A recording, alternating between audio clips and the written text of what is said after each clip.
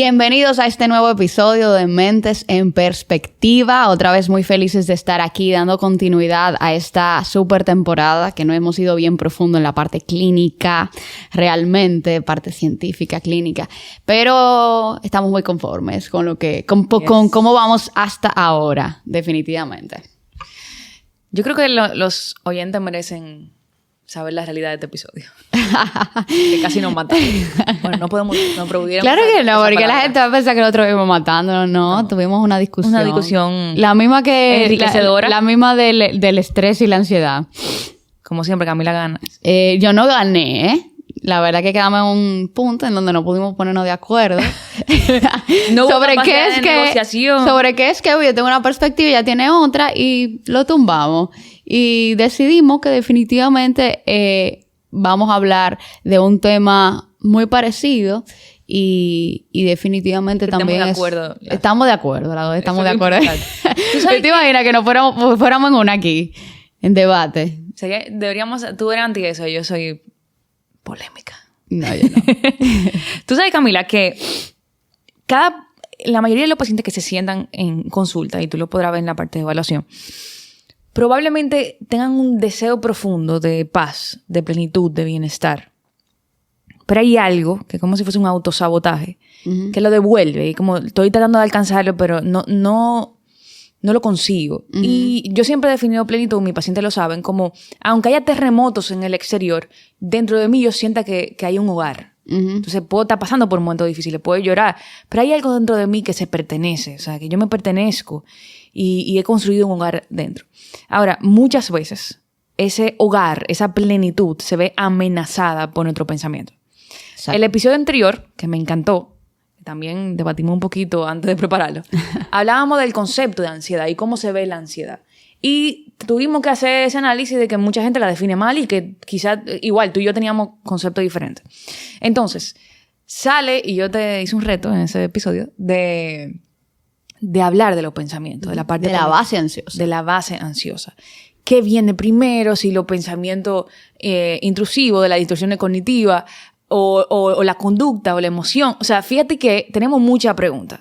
Pero desde ya comenzamos sabiendo de que si no trabajamos con la gestión del pensamiento, podemos tener un mundo ideal por fuera, pero por dentro vivir en un infierno. Exactamente.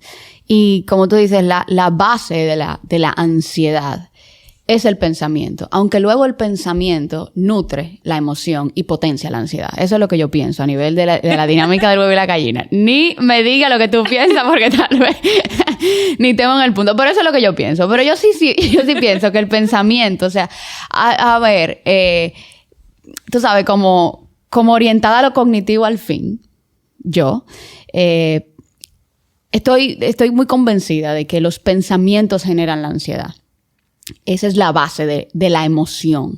Pero al mismo tiempo, toda emoción y experiencia ansiosa va a nutrir y va a fortalecer esas vías de pensamiento, haciéndolos cada vez más fuertes en nuestro cerebro, automáticos y cada vez más resistentes al cambio, a medida que los alimento a nivel neurobiológico. Entonces, ¿cuáles son la base de realmente un pensamiento ansioso? Y ambas llegamos al común acuerdo que definitivamente son las distorsiones cognitivas, que son maneras erróneas en las que nosotros procesamos la información, en la que nosotros pensamos que sin darnos cuenta alteramos la realidad con pensamientos que vienen de forma involuntaria, que vienen de forma automática y que de alguna forma nos hemos acostumbrado a pensar así.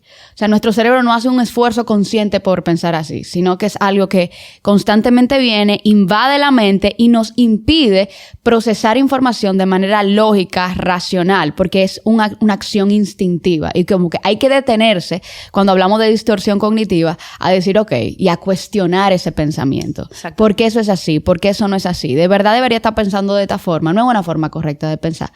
Sobre todo porque la distorsión cognitiva me va a aumentar la sensación ansiosa. Entonces, oyéndote hablar, podemos decir que la distorsión cognitiva, que su nombre lo define bastante bien, habla de doble función. Una función de yo ver un acontecimiento que puede ser inofensivo como algo negativo, y otra función de mantener creencias erradas de mi persona, del mundo o del futuro.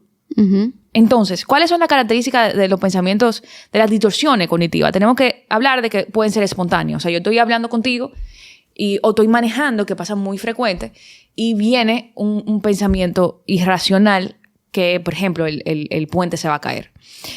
Aparecen de formas inconsistentes, o sea, no necesariamente todos los días a las 9 de la mañana tengo que pensar eso, sino que no tienen una consistencia específica. Son difíciles de controlar, de conducir, de gestionar, y la mayoría de estos pensamientos tienden a ser un poquito dramáticos. Totalmente dramáticos. ¿Por qué? Definitivamente. Y yo quiero que hagamos eso, Camila. ¿Cuáles son los tipos de distorsiones cognitivas? Porque quizá la persona no se está oyendo. Bueno, sí, son pensamientos quizá que traen molestia, que traen disconfort, pero hemos visto en consulta una serie de pensamientos que podemos categorizar. Por ejemplo, el más frecuente es la distorsión cognitiva, que es el pensamiento catastrófico. Uh-huh. Por ejemplo, si tú y yo vamos a grabar hoy y tú llegas 20 minutos tarde, media hora tarde, ya mi mente pasa una distorsión cognitiva, Dios te libre, ¿verdad? Sufrió un accidente. ¿Qué le pasó? Y hay personas que llaman 25,000 veces a esa persona porque su primera reacción es un pensamiento catastrófico. Personalidad ansiosa, me llevó a ansiedad, pero ¿qué fue lo que me llevó a esa ansiedad? Fue la distorsión cognitiva lo que se puso en el medio. Pensamiento catastrófico. En el problema, esa forma de pensar de forma extremista. Ajá.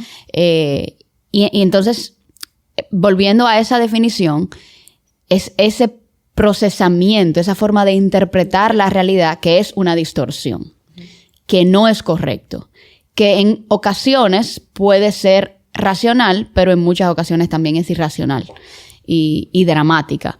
Por ejemplo, esta forma de centrar nuestra atención y estamos delineando todo este tipo de distorsiones porque el punto antes de como meternos más profundo en eso es como, ok, yo estoy pensando de esa forma y eso es una distorsión.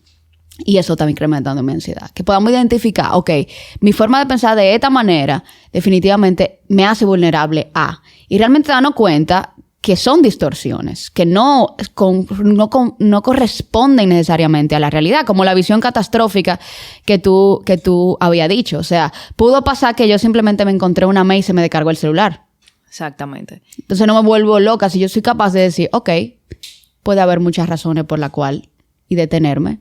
Entonces puedo bajar esa visión catastrófica de la zona. Y si no identifico esto como una distorsión, se vuelve un esquema de procesamiento. Exacto. O sea, cada vez, todos mis días están llenos de distorsiones cognitivas. Y todos mis días, por lo tanto, van a estar llenos de ansiedad. Sumamente ansiosos. Entonces, visión catastrófica, otra pudiera ser concentrar como nuestra atención en detalles sumamente concretos, como cosas muy negativas, inadecuadas, acorde a nuestros esquemas, a nuestra forma de interpretar el mundo. Nuestros esquemas nos ayudan a interpretar el mundo. Y tiendo a ignorar el resto de la información. Eso es un sesgo cognitivo, al final. Palabras claves como yo no soporto que tal cosa o yo no aguanto que tal cosa. Esto se vuelve insoportable. Pero cuando yo me pongo a pensar, es que toda mi atención está fijada en un aspecto específico de ti. Por ejemplo, la verdad es que tú eres insoportable. Uh-huh.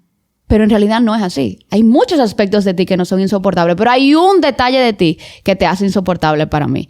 Entonces yo sobregeneralizo y me enfoco en ese detalle, lo magnifico y me olvido de todas las otras cosas que no te hacen insoportable. Lo vemos mucho en las relaciones de pareja. Uh-huh. Y es una de las principales causas de los conflictos de comunicación. Es enfocarme en lo que esa persona no me gusta que sea uh-huh. y omito todo lo que sí está haciendo bien. Y otra, ahora pensando en las relaciones de pareja que es muy frecuente, otra distorsión cognitiva es la sobregeneralización. Uh-huh. O sea, del todo o nada. Sí, yo he tenido que aprender mucho de eso. Exacto. Y hay que diferenciar de la polarización porque la sobregeneralización va más a tú nunca haces eso bien. Uh-huh. Tú siempre llegas tarde. Los absolutos del tiempo. Exacto. Y cuando tú ves que una pareja llega y tiene ese discurso, lo primero es, espérate, ¿qué tan cierto es eso? ¿Qué tan cierto es que nunca hace nada bien? Y ahí vemos que trabajar la distorsión cognitiva, comenzamos a tener una mejor relación de pareja, de amistad y de forma de ver el mundo. Exacto, y conmigo misma una relación. O yo nunca hago nada bien. Exacto. O a mí todo me sale mal. Sale mal. De verdad que yo no sirvo para nada. O sea, esas son palabras absolutas que deberíamos comenzar a ser como más conscientes de ellas y comenzar a removerlas de nuestro vocabulario, porque lo que hace es que nos obliga a pensar de una forma absoluta. Cuando en realidad nuestro cerebro no necesariamente lo tenemos que obligar a pensar así. O sea, nuestro cerebro le va a creer a lo que le decimos. Lo que le decimos. Y lo que le hacemos sentir. Entonces, si yo le digo a mi cerebro, convéncete de que todo siempre te sale mal, cada vez que algo me salga mal, yo voy a como a predecirlo todo. Y eso es autosabotaje. Al final yo caigo ahí. Mira, lo profundo de... Mientras te iba hablando, yo decía, wow, la voz interior. Todo. La voz interior modifica la biología cerebral. O sea... Modifica la autopercepción, el autoconcepto, todo. Es una relación de doble vía. Lo que yo tengo influye, pero lo que yo le digo a mi cerebro, se forman patrones e ideas de pensamiento que me hacen actuar de esa manera. Es como... Del mundo y de mí. Profecía autocumplida. ¿Tú conoces ese concepto? Es lo mismo. Exactamente. Y mira, en los últimos meses he trabajado con personas que están atravesando... no desde el diagnóstico, pero desde rasgos, depresión postparto. Entonces, yo que estoy en postparto todavía, me considero así, la realidad es difícil. Uh-huh. Entonces, cuando tú haces ese acercamiento a nivel de terapia, tú te das cuenta que todas estas personas están llenas de distorsiones cognitivas. Oye, que yo no soy suficiente, yo no soy una buena mamá, a mí nada me sale bien, yo nunca estoy disponible, no doy la talla. Entonces, una sobregeneralización, etiquetas constantes, llenas de distorsiones cognitivas. Y al final, yo le decía a una paciente, la realidad está tan difícil. Imagínate tú sumándole tu voz interior a ese corazón y a ese cerebro, aparte de la realidad. Uh-huh. Entonces, de repente, por las distorsiones cognitivas, comenzamos a ser jueces de nosotros mismos y del exterior, muy lejos de ser amigos. Exacto. Y hay un ejercicio que a mí me ha resultado mucho. Es difícil hacerlo porque hay que ser mucho más autoconsciente, pero evalúate qué tantos momentos en tu vida tú utilizas frases con esos absolutos. Uh-huh, uh-huh. Con los otros y contigo mismo. Y eso realmente te ayuda a distinguir cuáles son las cosas que están potenciando tu malestar al final. Porque esa sobregeneralización a eso es lo que lleva. Y creo que la personalización es otra distorsión cognitiva. Y es, lo voy a decir en palabras muy llanas, cogerme todo personal. Uh-huh. Estás diciendo algo, estás aplicando de un tema. Eso tuvo que ser para mí. Obligado, eso fue para mí. Me indirecta. Y ya todo mi día se cambia. Y nada que ver, seguro. Y probablemente nada que ver. Uh-huh. Entonces, imagínate estas distorsiones cognitivas en el ambiente laboral, Camila. Por ejemplo, o en el ambiente familiar. Yo nunca voy a ser feliz. Porque todo me lo atribuye. Eso lo dijo por mí ella. O mira cómo ella se refiere a que los resultados del departamento entero no dieron. Ella estaba pensando en mí. Entonces, toda mi paz depende de la otra persona. En terapia se trabaja, suena muy sencillo, pero no es tan sencillo, a dejar de personalizar todo lo que pasa a nivel exterior. Y aún fuese por mí, yo no tengo forma de controlar lo que el otro piensa de mí. Fíjate la liberación. Exactamente. Uh-huh. Y ya volví una distorsión en algo manejable. En algo gestionable. Solamente cuando yo tengo la distorsión en el frente es que yo puedo decir, ok, esto no hace sentido. Vamos a modificarlo realmente a algo que me funcione. Todo pensamiento que me traiga malestar, sensación de carga y de agobio, realmente es una distorsión cognitiva. Uh-huh. Y otro punto que de verdad yo lo vivo día a día es las afirmaciones constantes del debería o el tengo que. Respire profundo, por si no soy yo. O sea, esas creencias rígidas, esas creencias inflexibles acerca de cómo uno debería ser, de cómo debería actuar, de cómo uno tiene que obligarse a hacer porque si no, tal y tal cosa. Este tipo de pensamientos tienen que ver con una excesiva autocrítica hacia el sí mismo cuando están centradas también. Están centradas generalmente en uno mismo. Entonces, es palabras como debo de, o no debo de, tengo que, no debo. Entonces uno se va, yo siento como que uno anda con una mochila y estos tipos de distorsiones cognitivas como que comienzan a echarle piedras a la mochila. Sí mismo. Y uno no se da cuenta cuando la mochila se va cargando, hasta un punto que uno se siente cargada. Déjame sincerarme con algo que me pasó en estos días. Recientemente, o sea, yo he estado realmente en muchos días de transición, de mucha carga, de mucho cambio. Y yo me sentía realmente muy, muy cargada.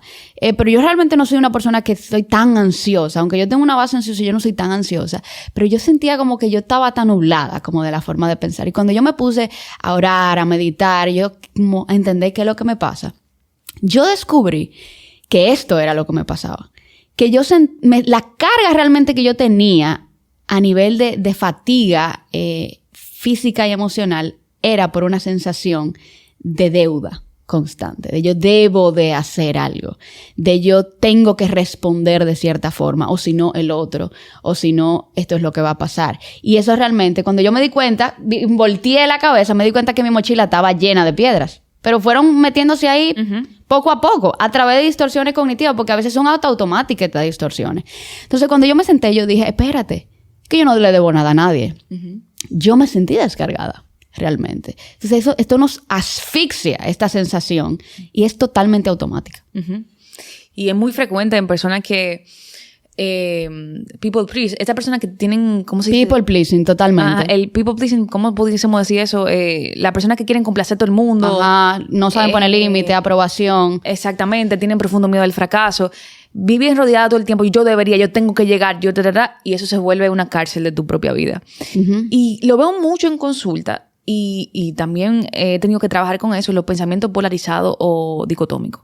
Del todo o nada. Muy pensamiento de la sobregeneralización, definitivamente. Es parecido. Pero fíjate qué pasa, cuál es la diferencia con el dicotómico, el polarizado.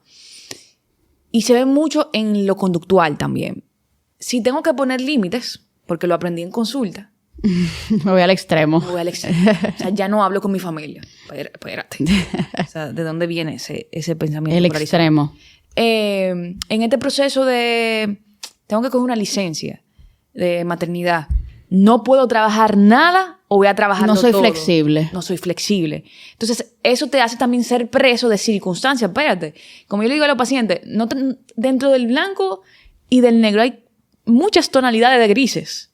¿Entiendes? Dentro de tal color a tal color hay muchas tonalidades. Podemos bailar dentro de los blanco colores. Y negro son los extremos. Hay millones de colores. Exactamente. Entonces no tenemos que decir, por ejemplo, para yo poder estar estable tengo que coger vacaciones en mis 15 días. ¿Qué podemos hacer? Y no la tengo disponible. Fíjate, ya estoy presa. Porque yo no me tengo de opciones o sumergirme en el estrés actual o coger vacaciones y no me dan las vacaciones. Es un pensamiento polarizado, si te fijas. Claro. Entonces, ¿cómo nosotros en consulta afrontamos eso? Ok, ¿cuáles son las otras opciones que tenemos? Dentro de un extremo, que te den aprobar las vacaciones, o que te quede un estrés crónico. Bueno, mira, yo podía caminar en la semana. Fíjate que se ve mucho en lo conductual. Exacto. Esa distorsión cognitiva. Puedo tener una vida recreativa. Es que si eso no es así, no lo voy a hacer. No lo puedo hacer. No tengo opciones. Exacto. Sí, siempre hay opciones. Siempre hay opciones. Siempre. Hay muchas tonalidades de colores. Pero cuando yo te frente a un callejón sin salida, ¿de qué no puedo hacer esto ni esto? Ok, ¿qué sí puedo hacer? Siempre va a haber una opción. Esa es la base, y te pregunto, me surge la pregunta, de, por ejemplo, cuando yo hago eso con una persona, de te amo, te odio. ¿Eso tiene que ver con pensamiento dicotómico hacia general o cómo se relaciona? Tú acabas de tocar una tecla, porque la base, por ejemplo, si hablamos de trastorno límite de la personalidad. Exacto, ahí me iba. Exacto. Es parte de su personalidad. Todas estas distorsiones cognitivas. Siempre tú estás hablando mal de mí. Si tú me haces un favor, yo te amo con todo mi corazón, pero si en algún momento tú me pones límite, acuérdense, el trastorno límite de la personalidad es falta de límites. O sea, problema con los límites. Yo te odio porque me pusiste límites. Entonces sí, va mucho acompañado de distorsiones cognitivas. Lo que pasa es que ya esto a nivel patológico, fuertemente, pero son pensamientos polarizados. O te odio o te amo. El del límite de la personalidad, cuando te amo con todo mi corazón. Pero en un segundo puedo odiarte. Puedo cambiar. Y tiene que ver con un pensamiento dicotómico. Claro, es un pensamiento dicotómico, pero como te decía ahorita, patológico.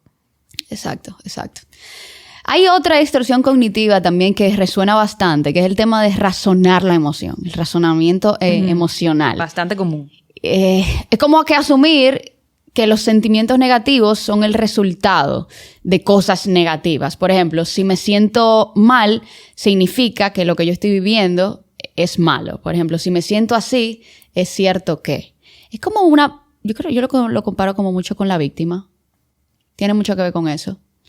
Es como que, tú ves, yo tenía razón de pensar eso sobre mí. Y busco algo en el entorno que confirme eso que yo siento sobre mí. Y me lo creo. Pero realmente no necesariamente es así. Hay un sesgo de confirmación también. Exacto.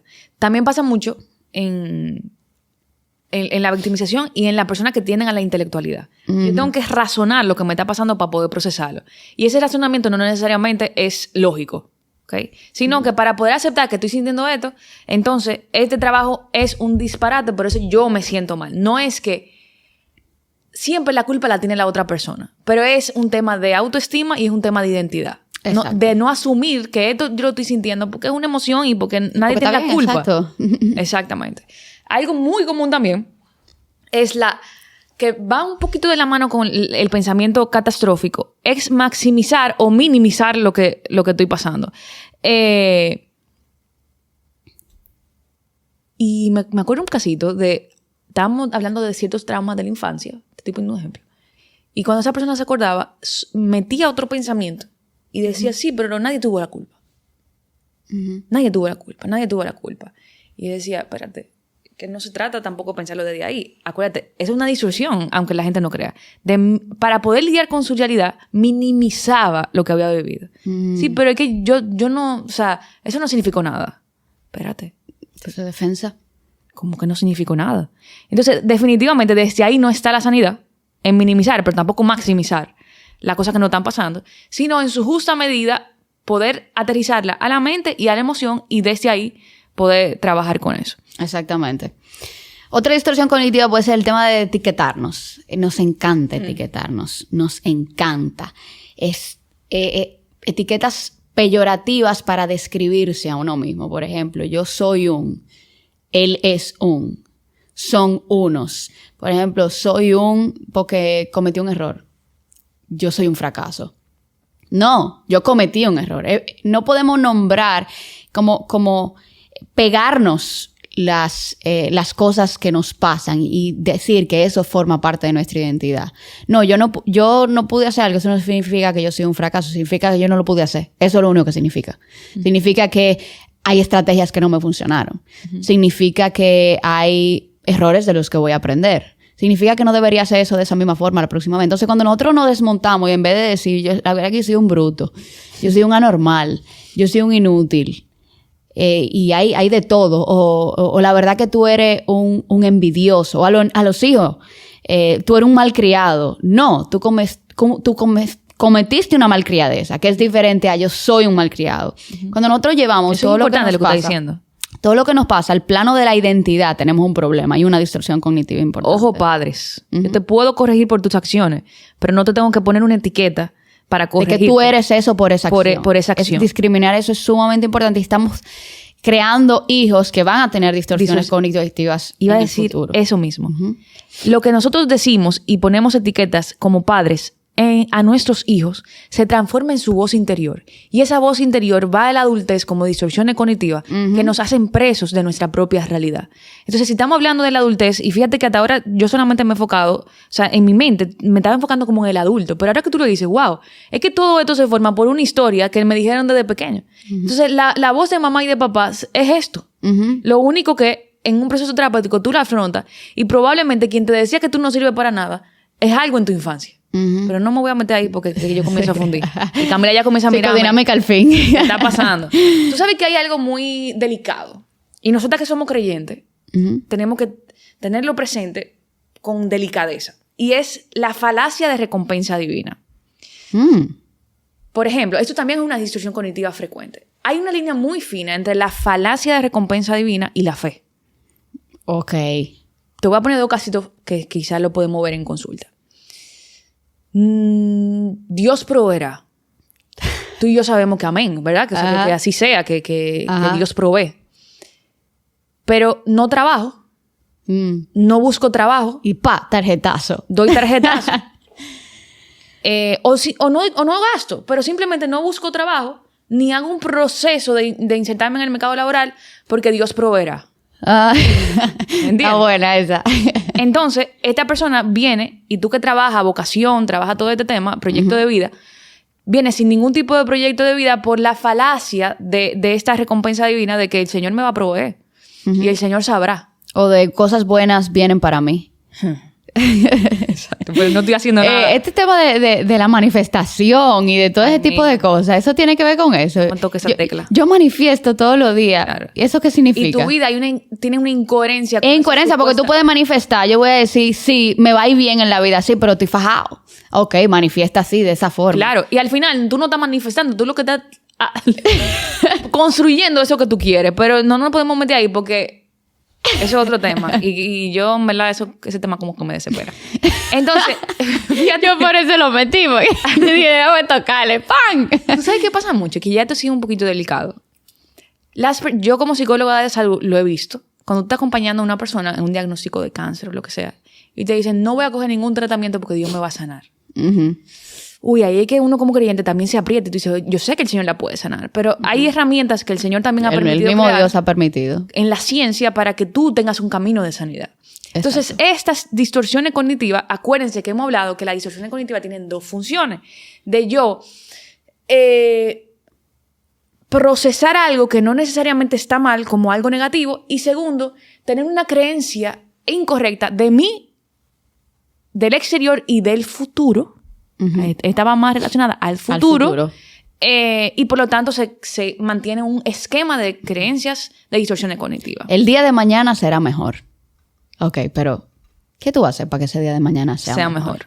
Exactamente. ¿Cómo tú vas a actuar? ¿Cuál va a ser tu filtro para mirar las circunstancias? No, simplemente por suerte la gente va a comenzar a mejorar tu día. No, viene desde mí. Siempre el cambio viene desde mí. Entonces, por eso es una falacia de recompensa. Porque al final todo depende de mí. Entonces, si no me va mal en el día, si me va mal en el día, entonces comienzo con otra cosa. Es que yo tal y tal cosa. Es que yo no... Y me voy con otras distorsiones cognitivas. Ellas se nutren entre sí. Pero si nos ponemos a pensar, Mónica, realmente un 80% del tiempo estamos con falacias cognitivas. Por ejemplo, con distorsiones cognitivas. Esta idea de cuando yo asumo las cosas. Cuando yo asumo todo. Eso es una falacia. O sea, yo no te escribí porque yo asumo que tú estabas muy ocupada. Pero en realidad tú lo que estabas pasando por un momento muy difícil. Entonces, nuestro cerebro naturalmente, y esto es a nivel global, esto se le llama también sesgos, nuestro cerebro va a buscar la forma de ahorrar energía, naturalmente. Y lo que hace es que automatiza ciertos procesos a nivel inconsciente y lo convierte en distorsiones, formas más rápidas, automáticas, sencillas de pensar que me ahorren energía. Porque detenerme y decir, ok, esto es así, toma energía. Analizar. Exacto. Entonces, nuestro cerebro hace de manera automática ese procesamiento automático. Aunque nos robe toda la paz. Exacto. Eso es importante aclarar. Exacto. No vamos a los pensamientos automáticos, es quizás lo más fácil inclusive, afrontarlo, es lo más difícil. Pero esos pensamientos automáticos que vienen en cuestión de microsegundos, te dejan todo un día, meses. Por eso nuestro cerebro está un 80% del tiempo asumiendo.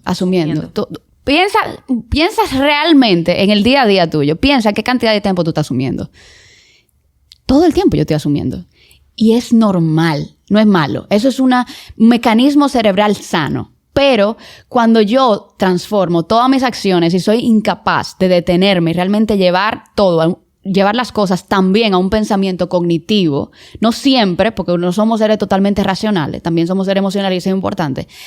Pero hay momentos donde esto me causa una ansiedad y una carga, asumí que tú no me quieres porque tú no me escribes, entonces ya, no, espérate, déjame preguntarle qué ella le pasa, qué ella siente.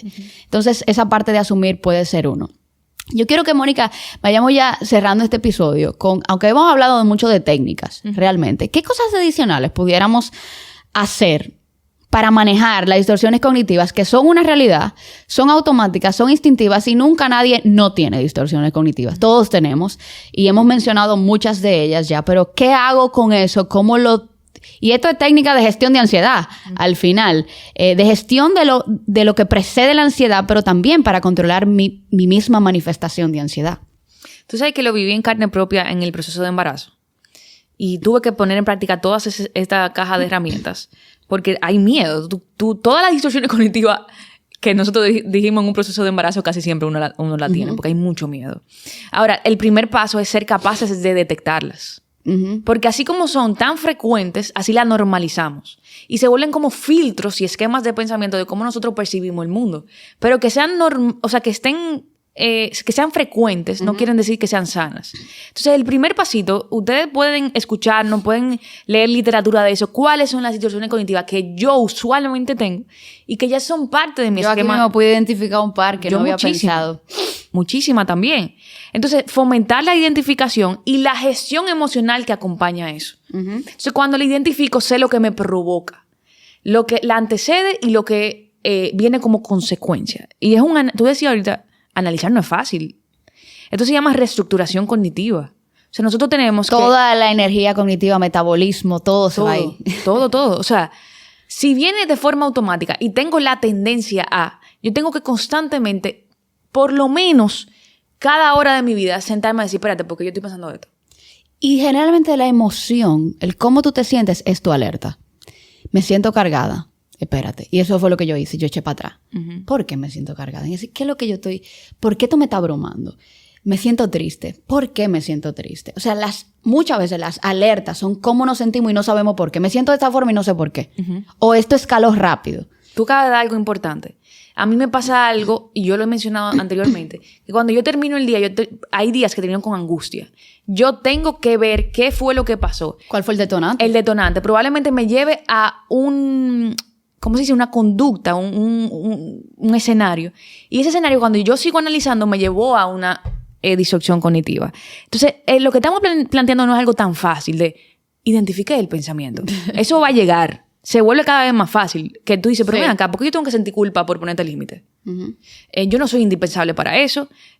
No es todo nada. Eso pasa automático luego. O sea, pasa cuando se transforma el esquema. Pero cuando estamos iniciando, tenemos que hacer toda la intención. Entonces, el primer paso es aprender a identificar cuáles son las distorsiones cognitivas. Segundo, ahí viene la reestructuración cognitiva. Analizar su veracidad. ¿Qué tan cierto es que eso es así? ¿Qué tan cierto es que tu esposo no hace nada bien? ¿Qué tan cierto es que yo no hago nada bien? ¿Qué tan cierto, en los pensamientos catastróficos, es que a ese túnel se va a caer? ¿Qué evidencias tú tienes de esto? Tenemos un episodio sobre eso, de cómo manejar, cómo gestionar tus emociones. Sumamente bueno. Uno de los episodios que más buenos resultados ha tenido. Y habla exactamente de esto, de pararnos en un punto, autorreflexión del pensamiento. ¿Qué tipo de control yo tengo sobre esta situación? ¿Realmente esto que yo estoy pensando es así? ¿Qué otras vías de solución yo tengo para no sentirme de esta forma?